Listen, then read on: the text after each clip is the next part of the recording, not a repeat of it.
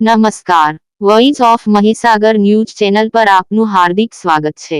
આજરોજ મહિલા મહાવિદ્યાલય વડોદરાના સંયુક્ત ઉપક્રમે વાર્ષિકનું આયોજન કોલેજના પ્રિન્સિપાલ ડોક્ટર પ્રદીપભાઈ જોશી સાહેબના માર્ગદર્શન હેઠળ કલાલી ગામે પટેલવાડીમાં યોજવામાં આવ્યું હતું, જેમાં એનએસએસ યુનિટના programme officer doctor Hiral Patel અને ડોક્ટર અમિત માછી તેમજ ડોક્ટર વર્ષાબેન પંડ્યા જેમાં કલાલી ગામમાં સવારે પ્રભાત ફેરી કરીને સૂત્રો ઉચ્ચાર કરીને કેમ્પ પહોંચ્યા હતા।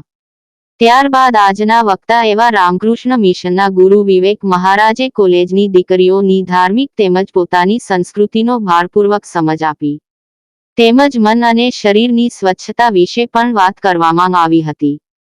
તેની સાથે સાથે અંધશ્રદ્ધા વહેમ અને દૂસરોથી દૂર રહેવા પર ભાર મૂક્યો, વિદ્યાર્થી જીવનની સફળતા માટેની પ્રેરણા આપી હતી।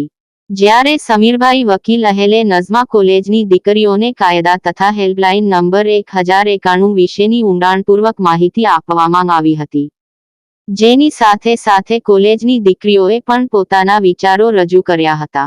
આવા અવનવા સમાચારો જોવા વોઇસ ઓફ મહીસાગર ન્યૂઝ ચેનલને શેર, લાઇક અને સબસ્ક્રાઇબ અવશ્ય કરજો। આભાર। કાર્યક્રમની આભાર વિધિ ડોક્ટર વર્ષાબેન પંડ્યાએ કરી હતી।